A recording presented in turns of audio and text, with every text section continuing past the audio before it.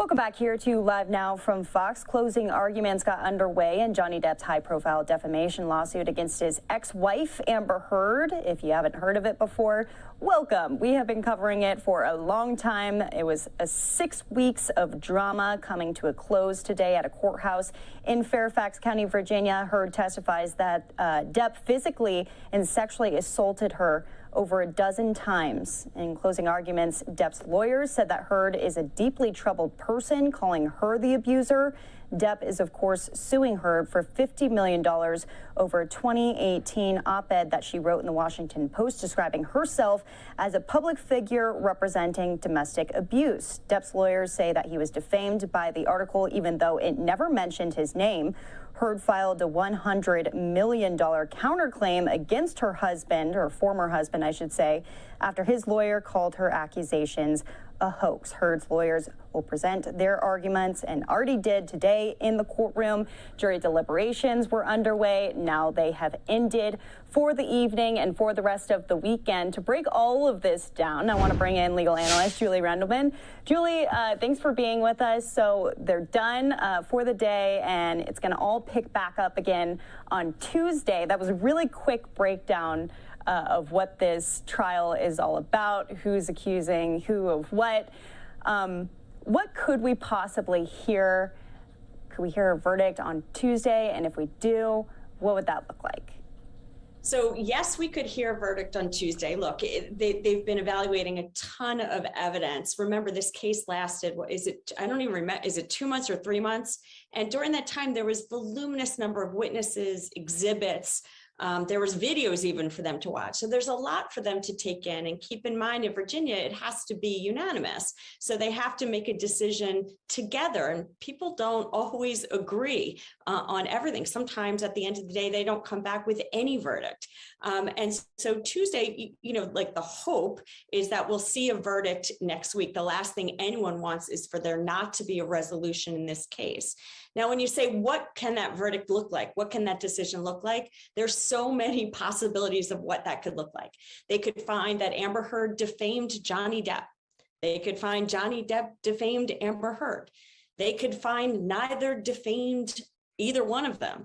They could find both of them defamed each other, but find that neither of them are entitled to damages. Or they could find that both defamed each other and they both are entitled to damages. I give you so many scenarios because it really is kind of this mathematical equation that I couldn't even come up with the potential resolution, because it really is, there's so many options that could happen in this case. And the hope obviously is they come back with a decision so we don't deal with this again. And the dollar amount could also vary too, depending on if there was defamation. If they say yes, Amber Heard was defamed, or yes, Johnny Depp was defamed, they have to determine what that dollar amount would be too, right? Sure, and there's a presumption if someone's defamed of some dollar amount. And remember, there's punitive, and then there's just the regular damages. And so, look, they can come back and go, well, it was worth $1. They could come back and say it's worth even more than either side is requesting. I said this multiple times, and I'll say it again. I think when it comes to Johnny Depp, he could care less about whether he gets a nickel. He only cares about clearing his name. And I think that's one of the things that his attorneys focused on, is that this is his chance to clear his name. And I think they made it clear that he didn't care that much about the actual dollar amount. Well, according to Amber Heard, she also says that it's not about the money too. That is up for interpretation. Speaking of what's been said inside of the courtroom, we had closing arguments today from both sides. What were your biggest takeaways? So, I think both sides did a fantastic job. I'll say throughout the trial, I was more impressed with Johnny Depp's team. I thought the big thing they were able to do that was better than the other side was cross-examination. Each of them were incredibly skilled. The other side did a good job, but were not as strong throughout the case. Summations for me were a little bit different. I thought that both sides did a good job, but I thought that Amber Heard's team nailed it. And I think the reason that I think that is one of the big distinctions is that Amber's team really went into the facts and how the facts fit into the law.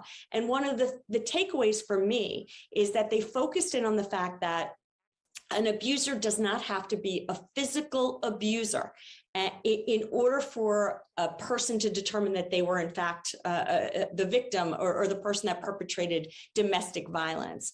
And they used that in terms of this case to say, we don't have to show physical injury. There's a broad view and definition of that. And that allows the jury some room for interpretation as to what she meant in that op-ed piece. So I thought they did both sides did a fantastic job, but I got to give this one to Amber Heard's team. Wow, very interesting there. Well, we, of course, have jury deliberations, and it's always so tough when we're talking about this, and timeline is always top of mind. People are wondering, when are we going to get some answers on this? You have no crystal ball, but if you were to say, I mean, how long do you predict and expect this to go?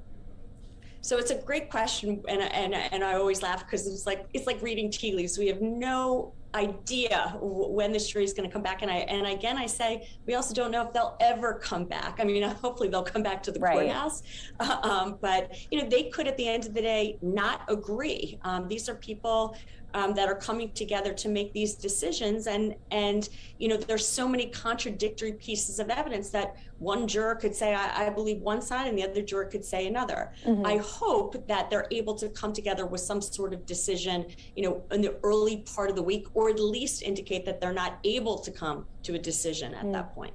So what happens for these jury members over the weekend? It's a long weekend. Do they just have to sit in their rooms? What does that typically look like? Well, look, the judge always gives instructions not to look at what's on TV, media.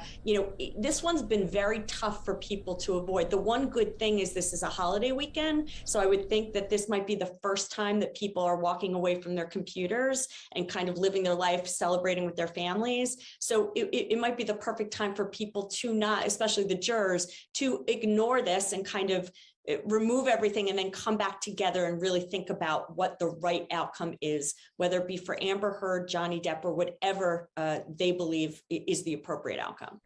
Well, speaking of outcomes, what do you think is going to happen, Julie? So I'm always worried that, look, there's been a lot of backlash about having opinions on one side or the other. I'll be honest. I think that what the defense's argument was incredibly, when I say the defense, Amber Heard's team was very effective in terms of, narrowing down kind of, or explaining the definition of abuse. I think for the jury, they have to decide something. I believe that they'll find that Amber Heard was abusive towards Johnny Depp. Physically. And the question becomes, can someone claim to be the victim of abuse when they themselves are also an abuser? I think that's something the jury's really going to have to think about when they're deciding kind of what the ultimate outcome is. I think Johnny Depp does have a much more powerful case with regards to the statements from his attorney. I don't think that Amber Heard has a leg to stand on with regards to that. I'm often wrong in my predictions, but I think that that's quite an uphill battle for her team. Julie Rendelman, we will, I'm sure, be discussing this on Tuesday, as we'll be waiting. It could come at any time. They could come together and immediately make a decision in the morning on Tuesday, or it could take us into the rest of next week as well. We'll be on it from beginning to end here. Any last thoughts? I'm excited about the weekend to not think about it. Yeah. Look, this has been an emotional ride for both parties. And that's something I think, anyone watching should recognize, whether you believe one side, whether you believe the other. I always think about, no matter what you think, this is such an intimate event between these two individuals. And at the end of the day, I hope that both of them can move on with their lives, regardless of the outcome. Yep. And it'll be interesting to see if any movie deals are made after this, even about the trial itself. Julie Rendelman, thanks for being with us here on the show. As always, we so appreciate you. Have a great weekend. You too.